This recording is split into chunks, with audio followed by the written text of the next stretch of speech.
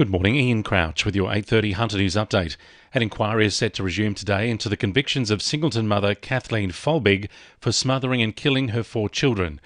The judicial inquiry adjourned after just 2 days in November last year to allow the presiding judge Tom Bathurst and other expert witnesses to consider new evidence. 2 Danish scientists told the inquiry they were able to recreate a rare gene mutation found in Kathleen Folbig and her 2 daughters Sarah and Laura.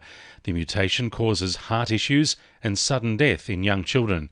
Kathleen Folbig was convicted on circumstantial evidence in 2003, and the research has cast doubt on her convictions. There are calls for the state government to scrap an insurance tax in a bid to ease pressure on Hunter households at risk of natural disaster. The Insurance Council of Australia says the Emergency Services Levy adds around 18% to home insurance premiums. Chief Executive Andrew Hall says the election is an opportunity to focus on why people in this state pay more tax compared to others. In New South Wales, you're paying nearly double in state taxes than what you'd pay in Victoria or Queensland.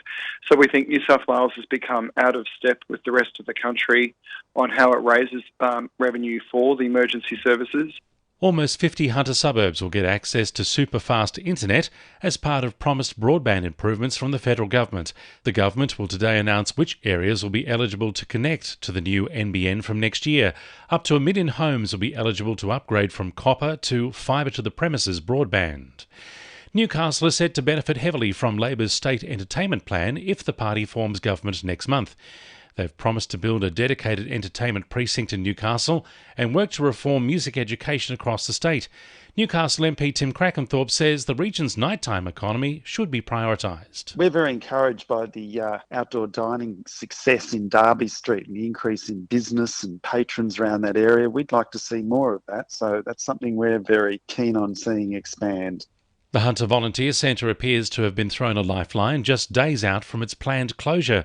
The centre, which was set to miss out as part of a change to direct funding for volunteer groups, can now apply to a new federal system which will allocate $4 million a year to 37 centres. If successful, the centre would be able to receive $100,000 over the next 2 years. The government hopes the new funding arrangement will be a much fairer system.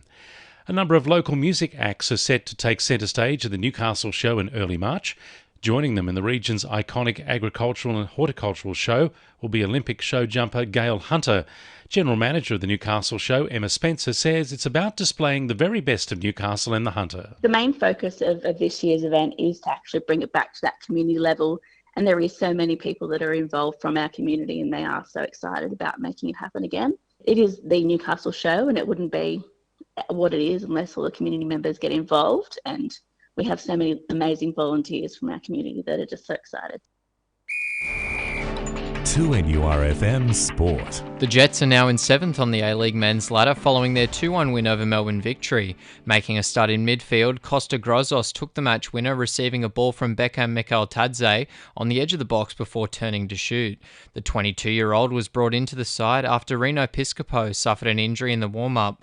Coach Arthur Pappas says he'll be having scans today. He's been doing so well. I think everyone can acknowledge, the impact he's having in this group as well. So the sooner we get him back on the field, the better.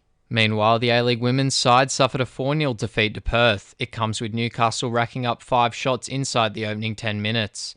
And Hunter Wildfire's rugby coach Scott Coleman has praised fly half Connor Winchester during the Mick Whale Memorial Sevens contest. It comes in spite of Coleman's side losing in the semi-final of the Premier Division to Western Sydney 2 Blues 28-14.